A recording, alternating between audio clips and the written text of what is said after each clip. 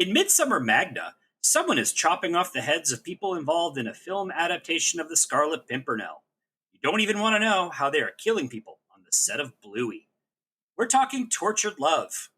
The history of a great literary work. And being bad neighbors in this episode of... Welcome to Midsomer.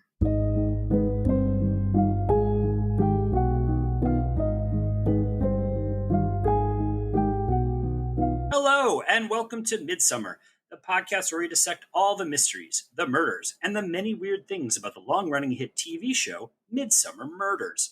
I'm your host, Eric Buscher, and with me, as always, is my co-host, Eileen Becker. Hey, Eileen. Hey, Eric. Today we are talking about They Seek Him Here, the 7th episode of the 10th series. It originally aired April 27th, 2008. It was directed by Sarah Hellings and written by Barry Purchase. Let's protect our necks. Spoiler warning, we will be discussing the events of this episode, including the identity of the murderer. So if you haven't watched it yet and don't want to know who done it, pause this and go watch it. We will still be here when you get back. These execution scenes... I know. Enough blood to flow in an abattoir. I'll have a word with special effects, get them to tone it down a bit. Good grief, no, don't do that. If anything, we need more blood. Buckets of the stuff. Know your audience. In an 18th century rat-infested cell, a prisoner wails and moans before being dragged out and into the streets. He is carried to a guillotine where he gets his head chopped off when the director yells cut. Director? Oh, it's a film set! Oh, they got me again! Midsomer, you got me again! Fish shake. We find ourselves on the set of a film adaptation of The Scarlet Pimpernel, being shot in Magda Manor in the village of Midsomer Magna. The film's director is Nick Cheney, whose career has seen much better days. He's trying to make an arty comeback, but producer Jack Buxton holds the power, and he just wants something with blood and guts, because that's the audience for The Scarlet Pimpernel. Not everyone is thrilled that Cheney is in town. The owner of the manor, Terence Charteris, needs the tourist money the film will generate, even though Cheney took advantage of his daughter, Leonie, and got her preggers. His wife, Diane, is sleeping with Buxton, probably in revenge for Terence allowing Cheney on the premises. Leonie lives in the village with her son and local cab driver, Danny, and both are pissed that Cheney's around. Meanwhile, Charteris has hired local historian Neville Hayward to write a fake history of the manor, tying it into the writing of the novel, The Scarlet Pimpernel. But Neville can't do it, so he gets fired. His housemate and former sister-in-law Gwen Morrison tells him he should just get extra work on the film, but she blanches when he tells her that Cheney is the director. Yes, I said blanches. It's a perfectly cromulent word. Meanwhile, George is tailing a violent criminal named George Ince, while he's also talking to Barnaby on his Bluetooth. They had a tip that Ince is planning a big job, so they trail him to the manor and watch him talk to Jed Norris, another ex-convict they know. Turns out Jed is trying to go straight, so he's working at the manor as a security guard. They also run into Joyce, what a shock, who is working as an extra and helping bring in people from the local retirement community to up the picture's crone and hag numbers. She's with Gwen, who runs into Nick accidentally. It's been a long time, and Gwen mentioned that she's been in the village for 15 years since her husband and Neville's brother Ted died. In the middle of a shot, actor Raymond Clandilla drives onto the set. Decades ago, Raymond, Neville, Gwen, and Ted were all working actors and very close friends, calling themselves the Four Musketeers. Since then, drinking has destroyed Raymond's career. It's clear Cheney and Raymond hate each other, but Raymond claims to be off the sauce, so Cheney gives him a job as an extra. Gwen is thrilled, but Neville and Raymond also hate each other. What happened to these musketeers? Hey, I thought this show was called Midsomer Murders. Where's the murders? Relax. It's coming. Cheney goes to the manor for dinner with the Charterises and is confronted by Leonie. Then he gets very drunk and is threatened by Danny. Later that night, Norris investigates a prowler on the set and discovers Cheney's beheaded body in the guillotine. See, I told you the murder was coming. The next day, Barnaby is told the guillotine is supposed to have a safety lock with only Cheney and Buxton having keys. But Cheney's is missing. Norris fills him in on the fight at the manor because he was eavesdropping. He has no idea how Nick got back to the set, though, because he never heard a car. Buxton becomes the director, and Barnaby says they can keep filming on an active crime scene so nobody will skip town. He also quickly deduces Diane's affair and his baby daddy. So only Gwen is sad at Nick's death. Everyone else doesn't think it's much of a loss. She's also shocked to hear that Cheney fathered Leonie's baby. Daddy admits to threatening Nick, but says he left him at the hotel. Neville spills the tea that Nick had destroyed Raymond's career, bad-mouthing him over his drinking, and that Raymond helped his brother Ted drink himself to death. But Raymond says he didn't come to kill. He came to gloat, because Nick's career was in the toilet too. Raymond collapses on set, a result of his high blood pressure. And then finally, Bullock says that Cheney had a morphine-like drug called Oromorph in his body, which would have knocked him out. So clearly, it was murder, which we all knew. Little tourist info, Eileen, why don't you take us into the world of Midsomer Magna? Midsomer Magna is one of the wealthier areas of Midsomer and a hotbed of murderous activity, as it also appeared in Destroying Angel, Birds of Prey, Hidden Depths, and King's Crystal. It has a lovely village fete, of course, an outdoor theater for performances like Hamlet, of course, and the factory of the former King's Crystal Company. Be sure to stop by the pub on quiz night. Now, the house used for Magna Manor is Loseley Park in Surrey. It was also used in the Noble Art. The current house was built in the 1560s to replace a much smaller house that Queen Elizabeth I declared as too small for her to visit. As with many old English manor houses, you can pay to get married there. Can you get paid to get your head cut off there? I don't know. It wasn't on their website. Send them an email and ask. I don't think so. So to start the discussion, I just want to say as I write the recaps for these episodes, I found this narrative to be very complex. Not in the events. The events are very straightforward, but there is a lot of backstory. There's a lot of he did this, she did this. It felt a lot like having to juggle a lot of these sort of backstory ends and how to make it all kind of fit cohesively, which is not the effect I had watching the show, but in trying to explain the show, it becomes a real struggle. I like that they, as you alluded to in your recap, that the murder comes very late. So they're playing with a formula here, because usually they start off with a murder or it's very early on in the show. And here you're kind of waiting around for the murder to happen. And you're just dealing with a lot of backstory and, expositionary dialogue and stuff like that, where they're giving a lot of this backstory. But I like when they mess around with their formula. And there was a lot of bad people at the top of the show. It's been a while since I've seen this episode. I forgot who got killed. And I was like, it could be any of them. They seem all ripe candidates, except for Gwen.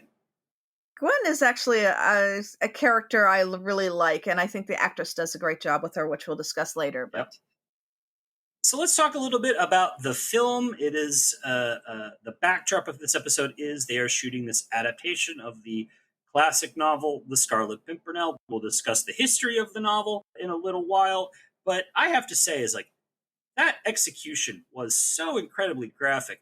This seemed like a really bloody version of this movie for an audience that's probably not going to want to see that much blood. Yeah, the Scarlet Pimpernel is known for its action and adventure and its love story, its melodrama. It's not known for its blood and guts. Yeah. It's set during the French Revolution. Beheadings were very, that was the execution du jour back then. But there's a point where Buxton tells Cheney to know your audience. And I'm kind of thinking, does Buxton know his audience for this? I don't think he's ever read the book. Or seen any of the previous adaptations. But I could see why Cheney was relatively, the first 15 minutes or so, Cheney just seems to be grumpy about the fact that he's kind of being hamstrung with this adaptation. Because I can't tell if Buxton is trying to make a good movie or just something to dump a lot of money into. He just seems to be using it maybe as a loss, or maybe to turn a small investment into something much, larger because of he's adding a lot of blood and guts. But an like a historical novel adaptation is expensive when you think of period details, the costuming, that sort of Mhm. thing. It's a very expensive thing to try to do low budget. Like there's a reason you don't see a lot of low budgets, and when you do, it tends to be, you know, I love a good Merchant Ivory production, but it does tend to be sort of we're just going to stand around and talk.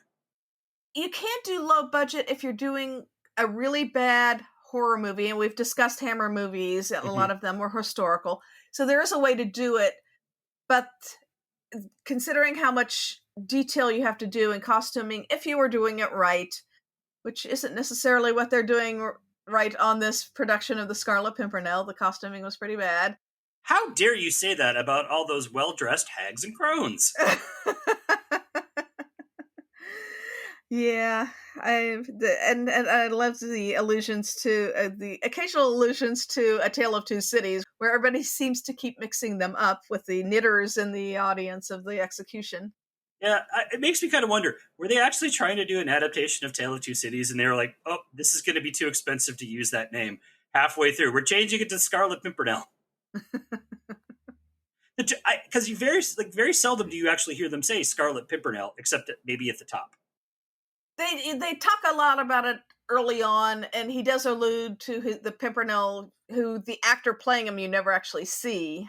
I actually have some questions about like the filming of this episode that we'll get into the second half, but I'm wondering if with this episode, I'm wondering if they had to make some sharp turns halfway through the film.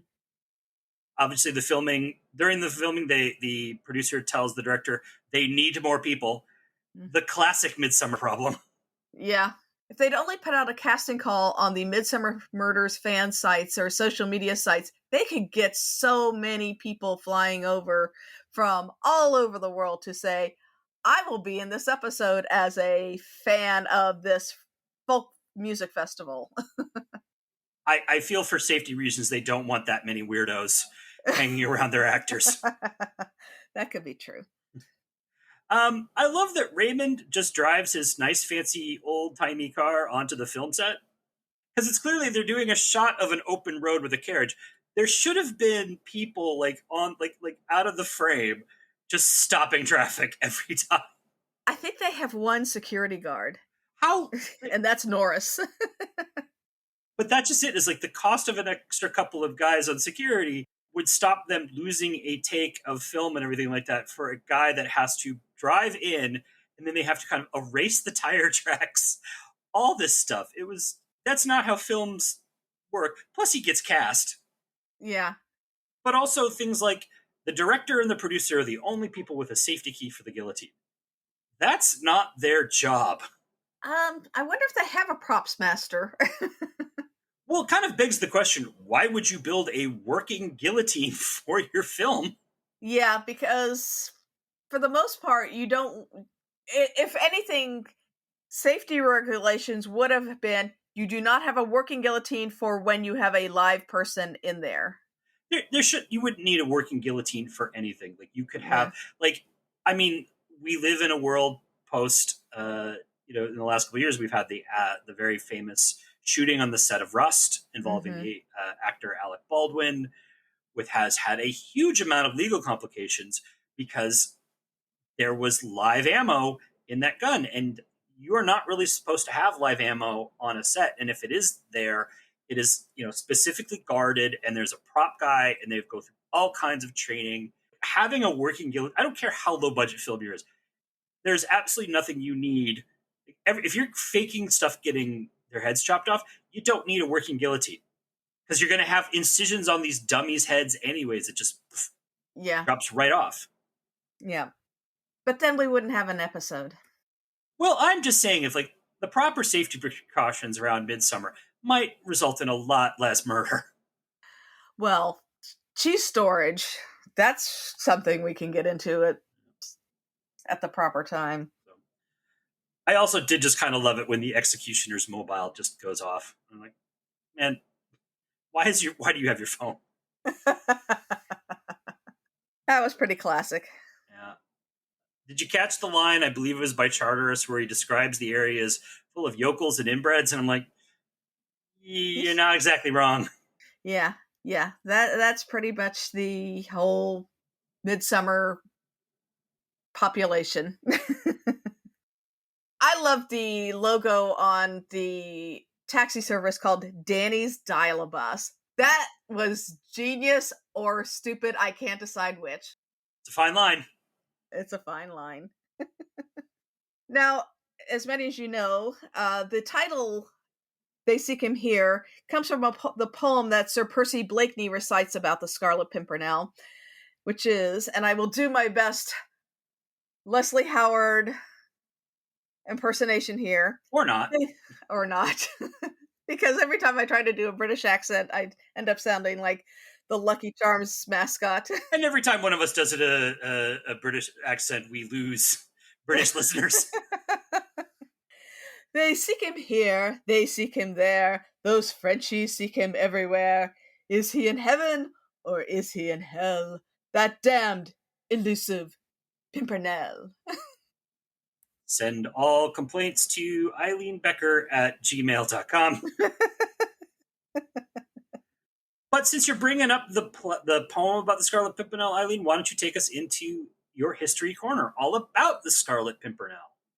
And the authoress, Baroness Orczy. Baroness Orczy, who was called Amushka by her friends and family, was born in 1865 in Hungary, when it was then part of the Austrian Empire.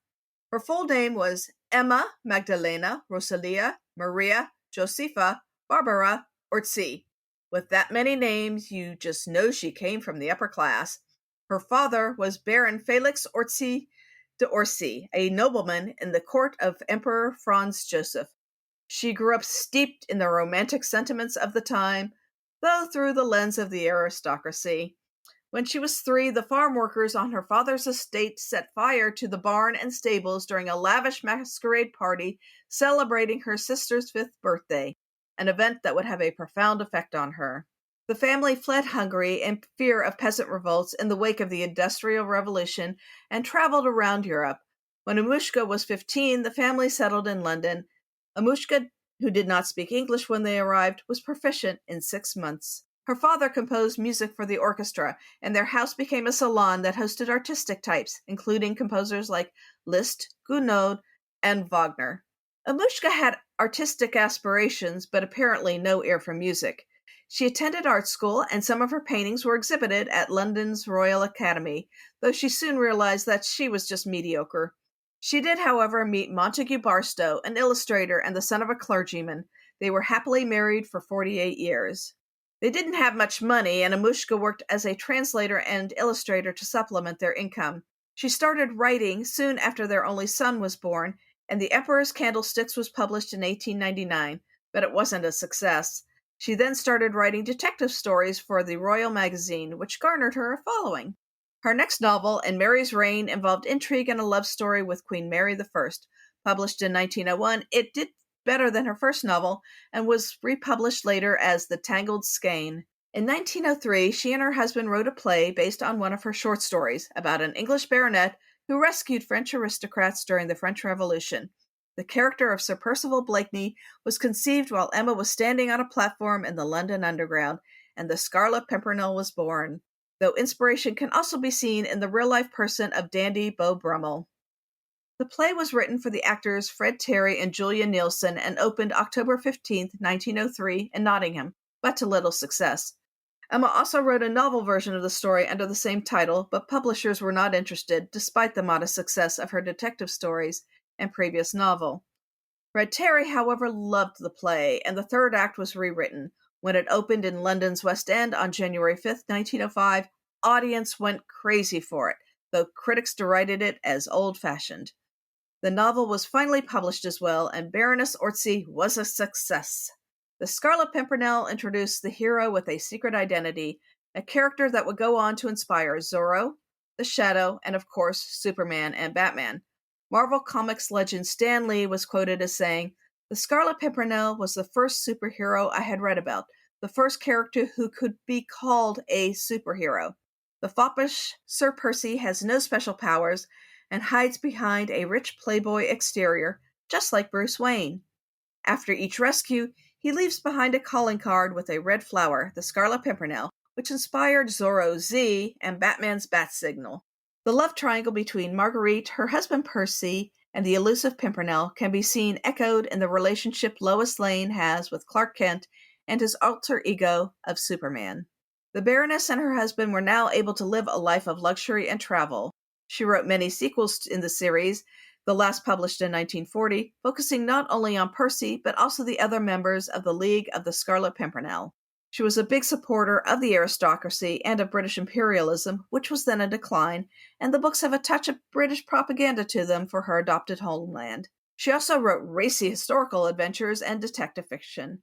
Her Lady Molly of Scotland Yard, published in 1910, featured a female detective who relied on brains rather than brawn. The first film adaptation of The Scarlet Pimpernel was in 1917. The 1934 version with Leslie Howard, Merle Oberon, and Raymond Massey was directed by Alexander Korda, a Hungarian-born British film director who had been born in a town not far from the Ortsy estate. Howard's performance is still considered the definitive portrayal. A 1982 television production starring Anthony Andrews and Jane Seymour, with Ian McKellen as the villain Chauvelin, is also highly acclaimed. Daffy Duck famously parodied the Pimpernel in 1950's The Scarlet Pumpernickel, while Burt Reynolds portrayed the Lavender Pimpernel on The Carol Burnett Show. He was a major character in an episode of Blackadder III and is referenced in, among many other works, Alan Moore's graphic novel, The League of Extraordinary Gentlemen, and the Kinks' 1966 song, Dedicated Follower of Fashion. Baroness Ortsy rode out World War II at her villa in Monte Carlo, where she had found herself trapped by the outbreak of the war. Her husband died there in 1942.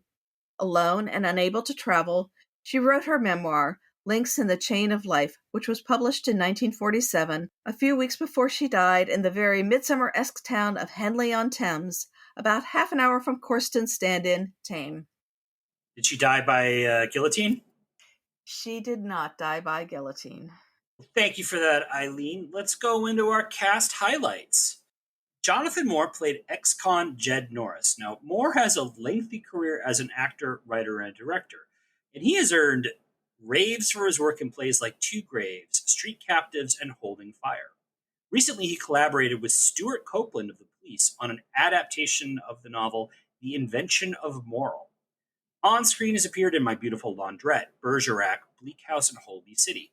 Now, he has had quite the interesting career, and I urge you, if you're curious, check out his website at jonathanmooreuk.com to see all the kind of interesting theater that he has done over the years. He's definitely on a cutting-edge theater guy.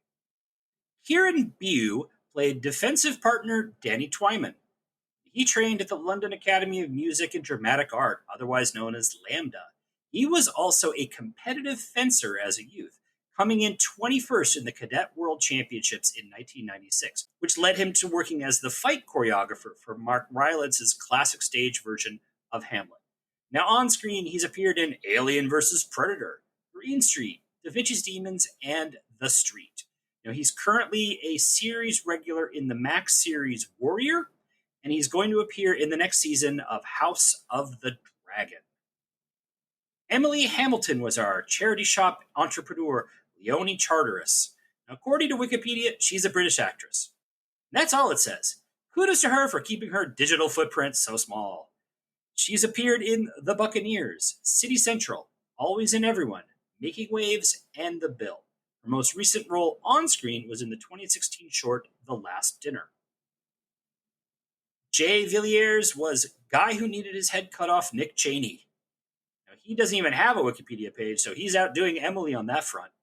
But he has had a lengthy career, including the Kenneth Branagh Henry V, The Best Exotic Marigold Hotel, Mr. Selfridge, War and Peace, Film Stars Don't Die in Liverpool, and most recently on the show Outlander. Now, his brother is Christopher Villiers, who appeared in 2 episodes of Midsomer Murders as the character David Whiteley. Now, he showed up, and we talked about him in The Killings of Badger's Drift. David Whiteley then showed up in the season 2 episode Death's Shadow, where he gets murdered. But one of the only actors in Midsomer to appear as the same character. Fiona Mollison was kind of suffering Diane Charteris. Her first film role was in the 1977 TV movie Spaghetti Two-Step. She has worked steadily ever since, appearing in Sweeney 2, Strangers, On the Up, The Secret Agent, and the second best exotic Marigold Hotel. In her spare time, she likes yoga and interior design. Paul Grunert played most likely drunk bartender Freddie Greenaway. He's appeared in All Creatures Great and Small, All Night Long, Chucklevision, and Wall Street, Money Never Sleeps. Grunert was married to the actress Bonnie Langford, best known for playing the Doctor Who companion Melanie Bush in the 80s. They divorced in 2015, and the British tabloids enjoyed that unreasonable behavior was listed as a reason, but never explained what that actually meant. Gemma Page was the actress playing Lady Blakeney. She's appeared in Topsy-Turvy and Head Over Heels earlier in her career, and there was a large chunk where she didn't do any on-screen work. But since 2017, she has been nonstop on-screen, appearing in The Nevers, Peaky Blinders, Father Brown, Pistol, and Inside Number 9. And Eileen, you will never guess who played tough guy burglar George Ince.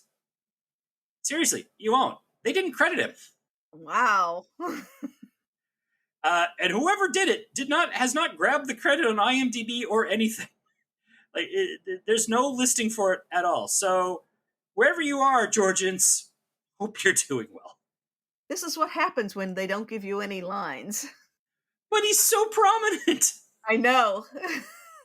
It's the second time this has happened with a character that we've covered. Yep. Or an actor that we've covered. Yes. Richard Hope played lovelorn Neville Hayward. We talked about him when we did the episode Judgment Day. He got his big on-screen break when Laurence Olivier gave him a role on a TV production of Saturday, Sunday, Monday he was producing. They also worked together on Brideshead Revisited, where Hope played Lieutenant Hopper. Recently, he's been in The Ipcress File, Poldark, 1899, and Hijack. Nicky Henson was Terrence It's Just Business Charteris. He was in the episode Dark Autumn. This man has entertainment in his blood. His father, Leslie Henson, was a famous vaudeville and silent film comedian, and his brother Joe and nephew Adam are both BBC presenters. Henson appeared in Witchfinder General, The Green Man, Vera Drake, Syriana, and EastEnders. He passed away, unfortunately, in 2019. You know, I thought he looked an awful lot like 90s, 2000s William Shatner in this episode. Same kind of facial structure.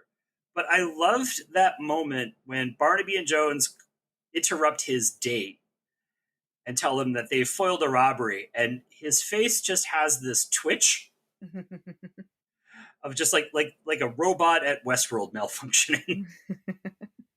About to go on a killing spree. He probably was.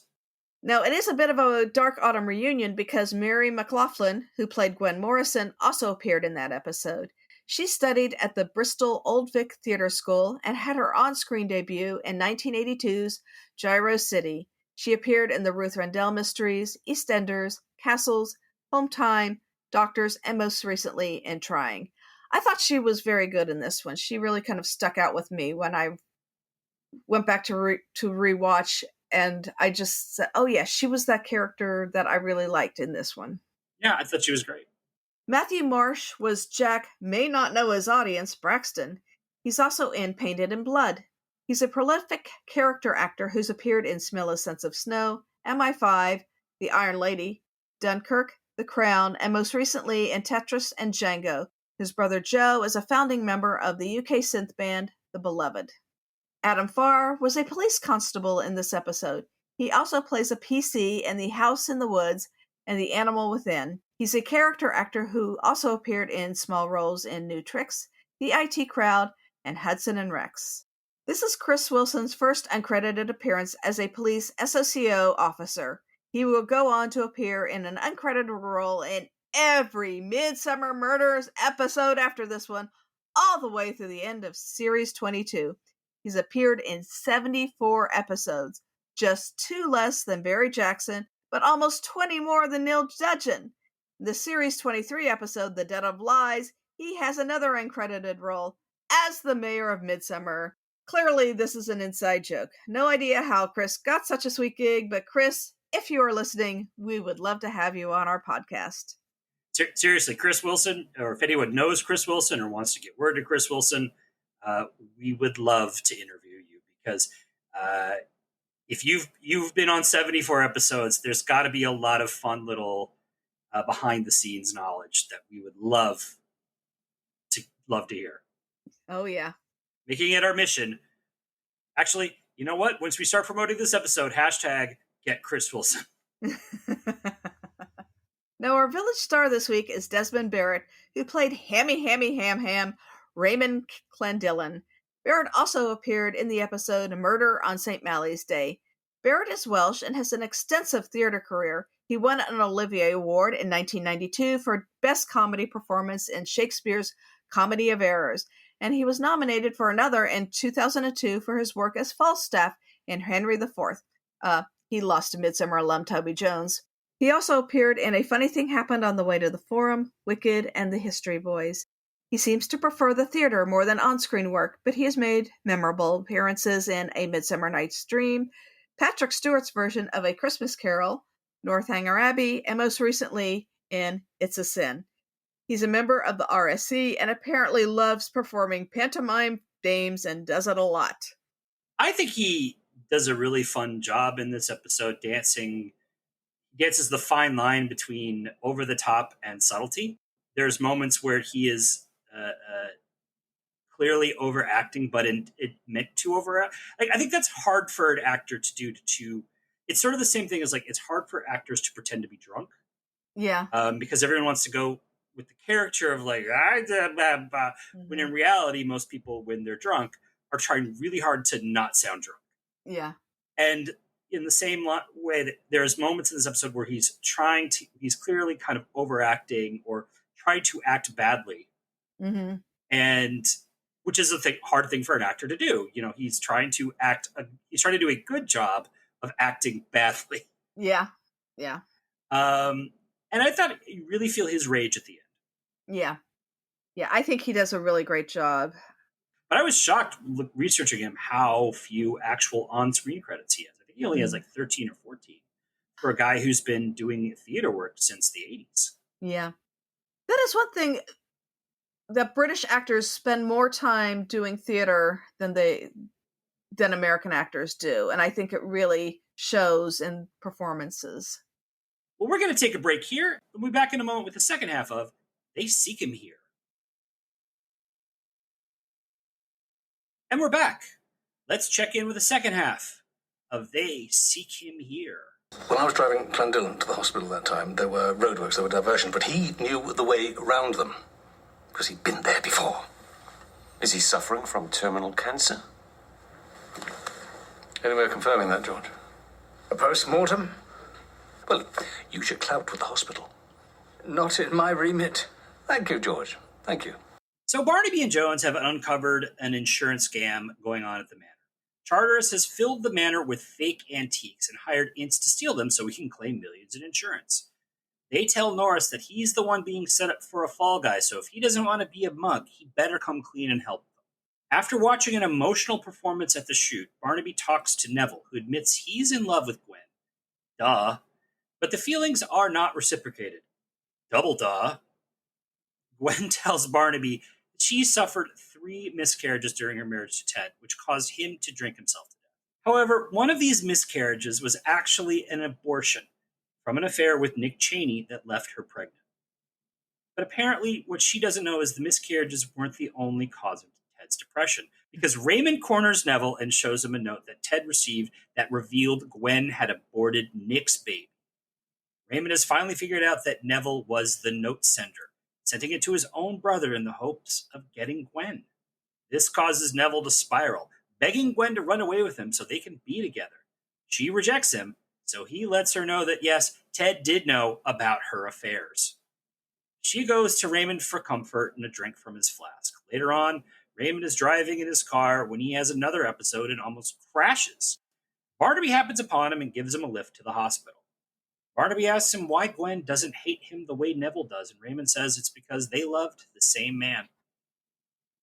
That night, after Charteris and Diane leave for their separate affairs, great couples, Ince and a partner come to the manor and start to burgle.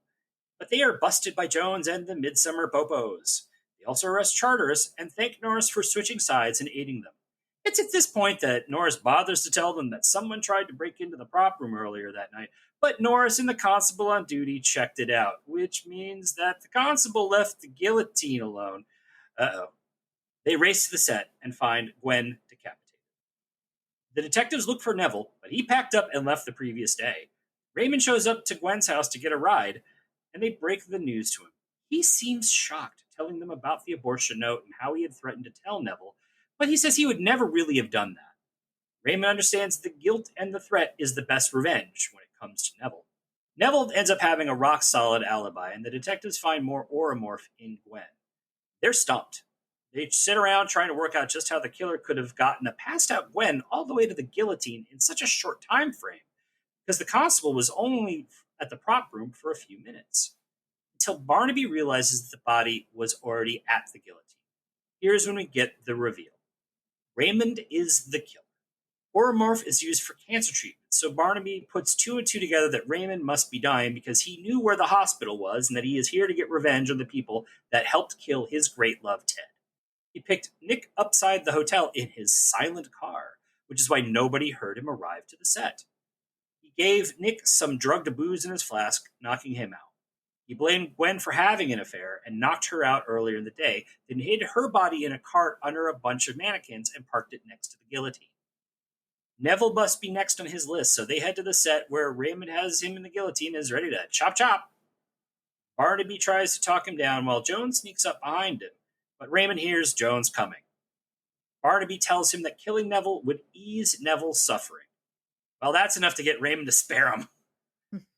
Not that it really mattered, because apparently Barnaby had the lock on the guillotine changed earlier anyway, so it wouldn't have worked, and he was just messing with everybody. Except that after Neville is safe and Raymond is arrested and nobody's in the guillotine, the blade drops anyways. Damn it, Tom. What the heck? Is it one of those ghosts?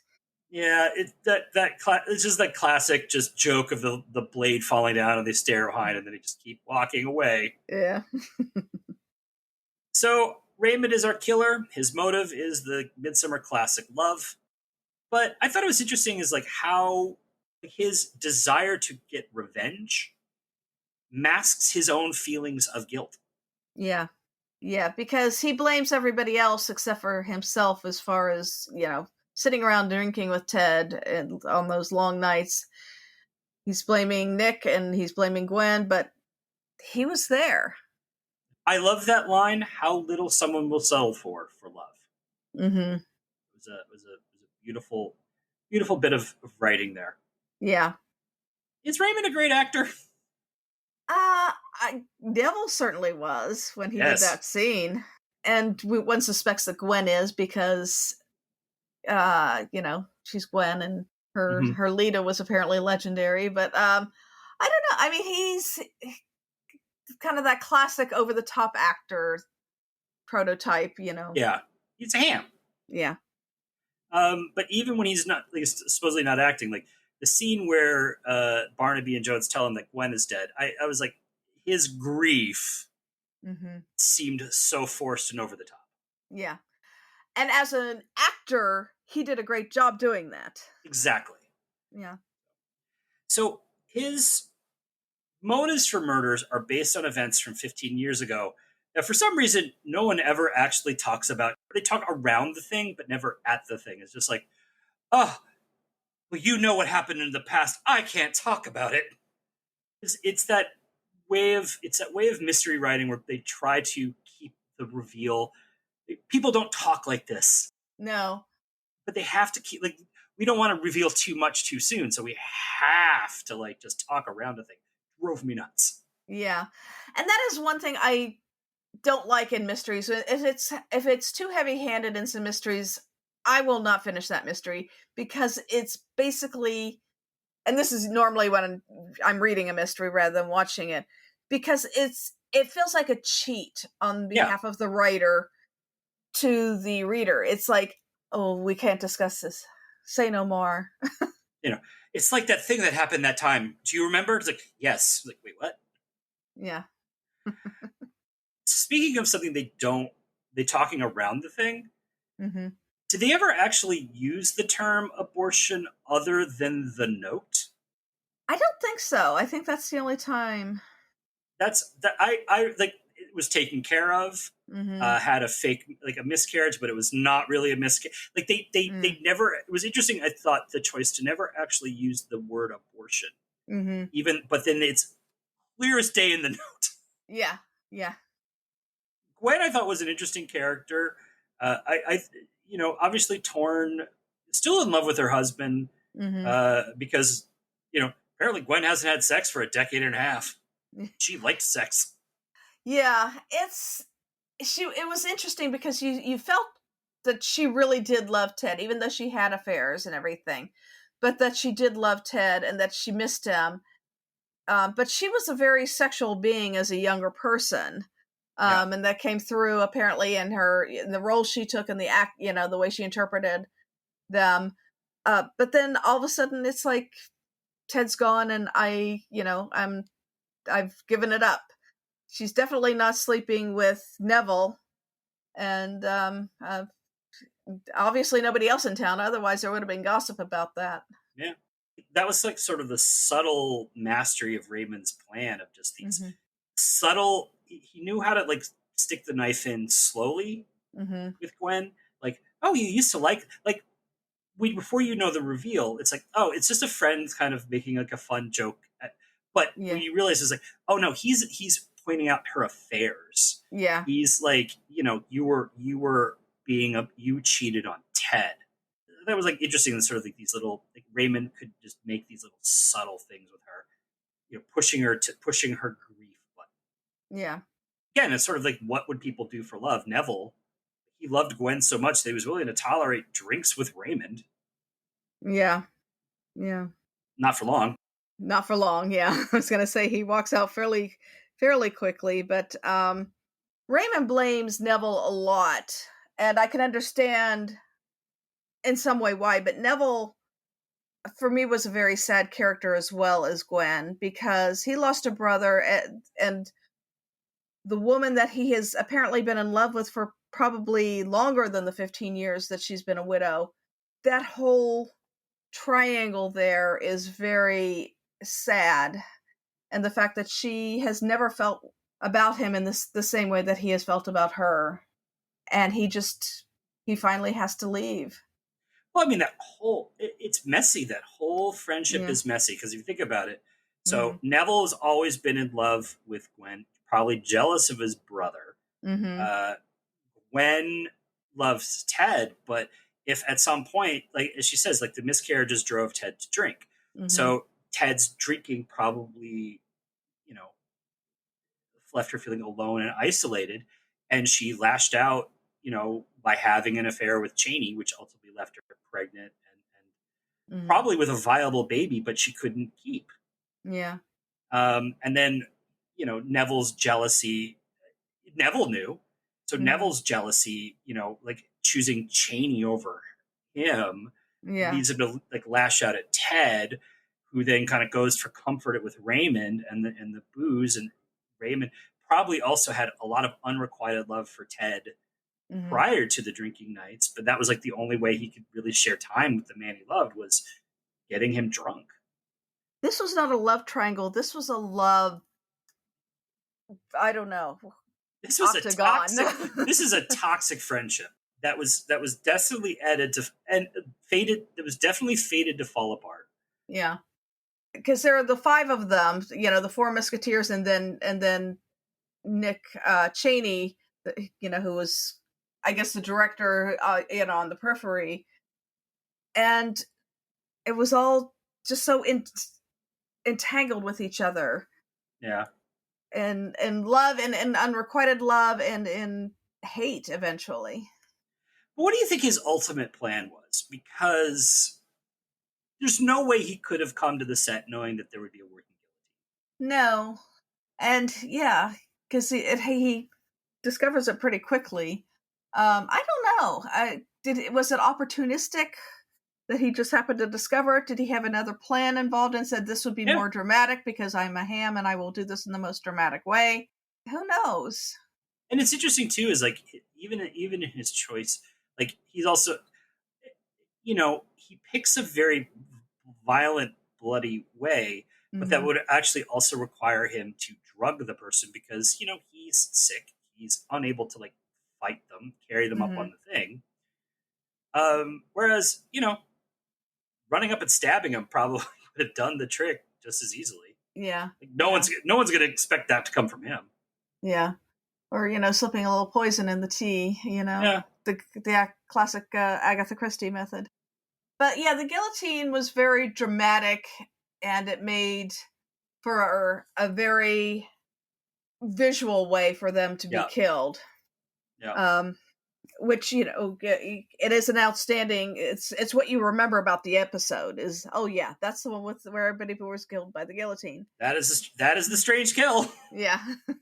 Twice. Yeah. Do you think Barnaby actually did change the lock, or he just was, like, full of it?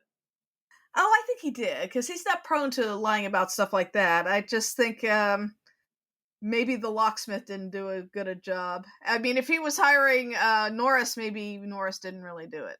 I was thinking maybe he used the same PC who was supposed to be guarding it. Yeah. Clearly that guy's going to get yelled at. Yeah. Or the guy who, made it out of plywood and whatever. So, what did you think of that scene where Norris is, like, having a drunken sleep? And he has the nightmare about, like, where we see the stuff from the beginning, the actors being dragged out into being executed. Why did he have that dream? I don't know. That seemed very out of place with the way the show had been lately, because as we've discussed before, we really only have a dream sequence in that first episode with Barnaby. And after that, this is the only other one I can remember. And it's not even a dream.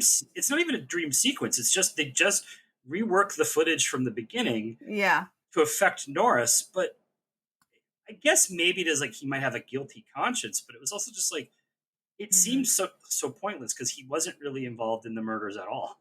Yeah, and it took away from, I think, giving an important clue. Yeah, exactly, which we should get into in a minute, because let's talk about the detective work in this episode. First of all, the side story of the insurance scam, which is basically a huge red herring for this entire show. Mm-hmm.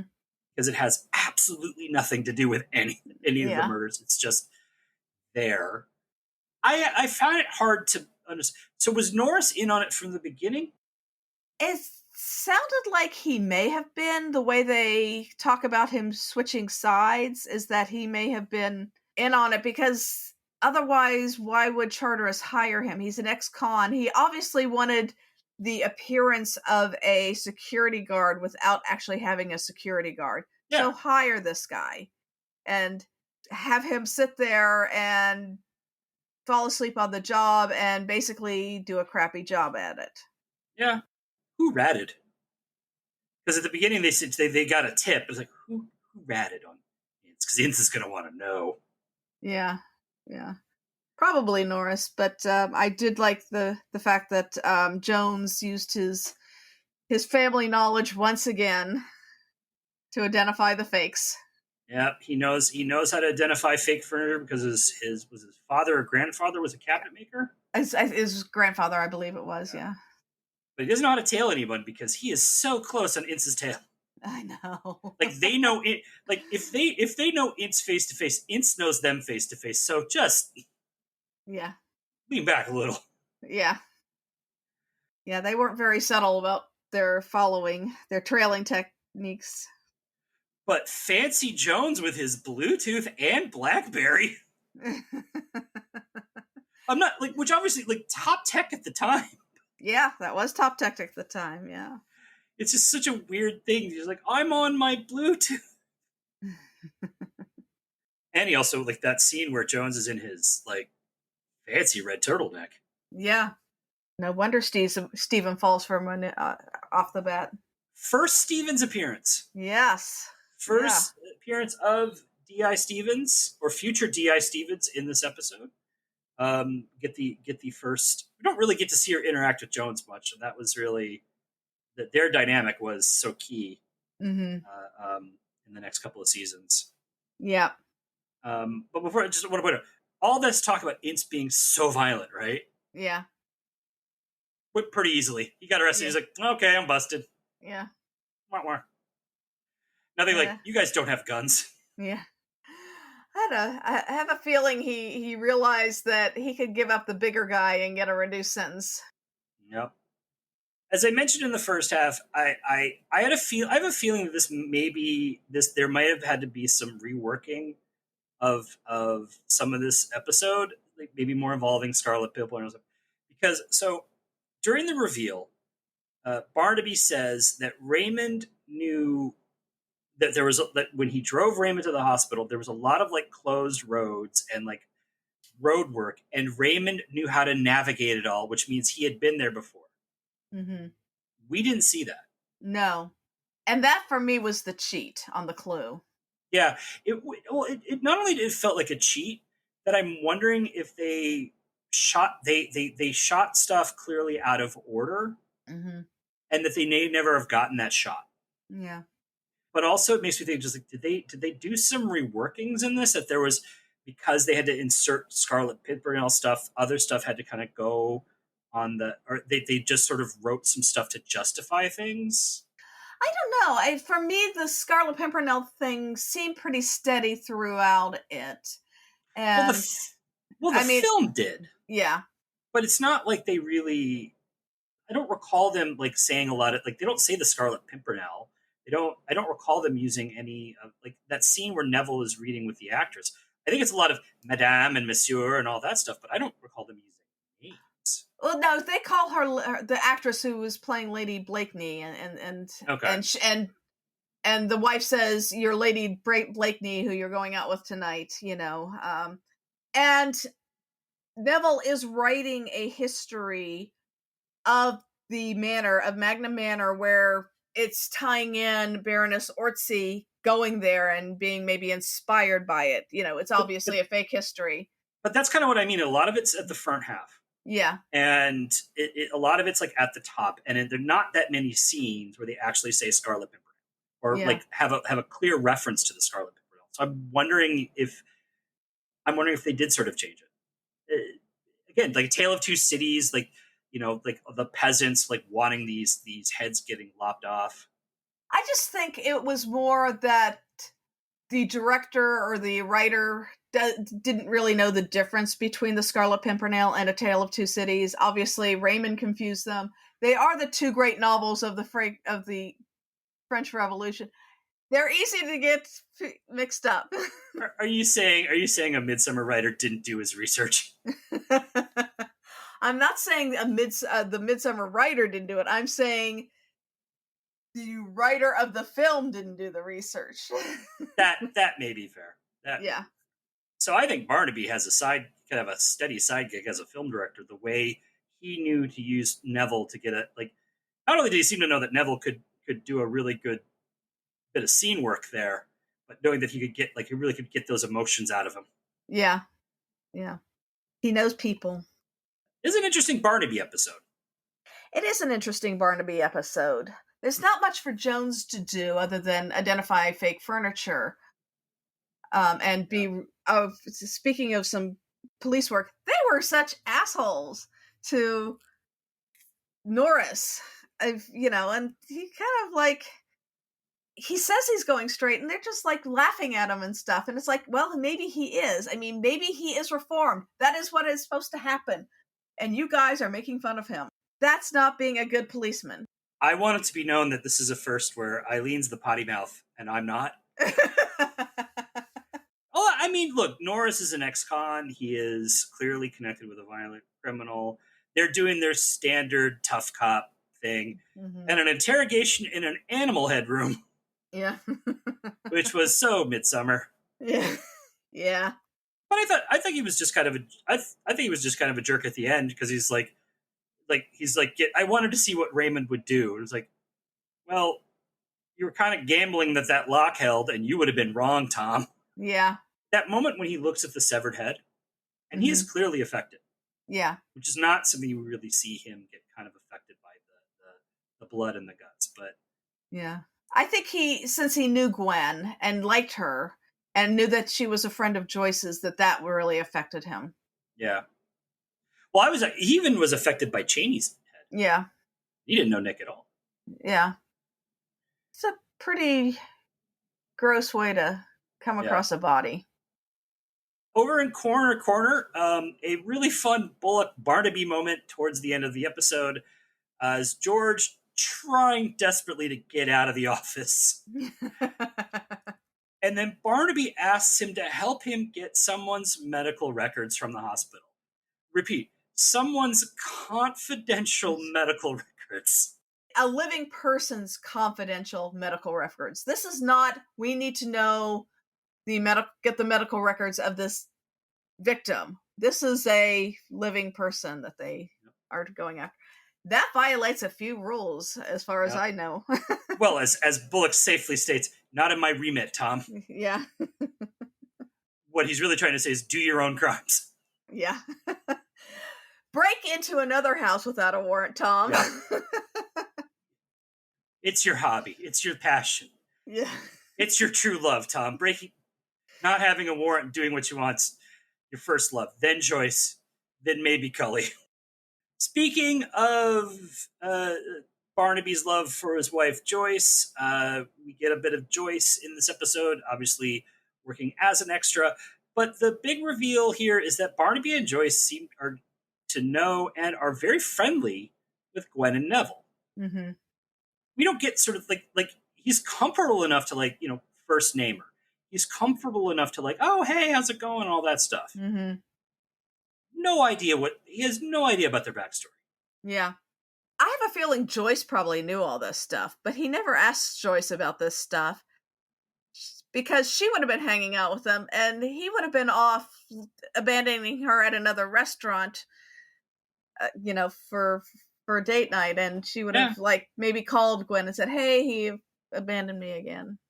But he doesn't even seem to know the acting history, which, I mean, they've been around Midsomer for 15 years. Who knows how long they've been friends with? He was like, you got to figure they're having dinner one night. Oh, I used to be this actor, and my husband passed away, and I decided to give it up, blah, blah, blah. Bad neighbors. Bad neighbors. Like I said, Joyce probably knew. Tom forgot all about it. Do you think Tom is just I'm so curious about everything on my day job. I don't want to know anybody. I don't want to be curious about people on my off hours. Yeah. Final thoughts. I like this episode because it breaks some of the formula that they get into. The first murder happens fairly late in the episode, which I like because it as I said, it usually starts off the episode, but it gives a different feel to it. I think there's some really nice acting, some really interesting characters to it. It's a little complicated and complex. Yeah, and I like that. I didn't like the cheat. That was the one thing that really kind of annoyed me. Yeah, the cheats really kind of just feel like oh, we overwrote. We overwrote. Just quick, just say this in and we'll don't have to worry about it. But I agree. I really like this episode. I think it is a strong episode. It's, again, narrative-wise, super linear, clean. Mm-hmm. It's not an overly complicated. But all the backstory, all the emotions, all the unrequited love make this an emotional minefield that is wonderfully played and written. I just really dug watching this episode again. It's grisly.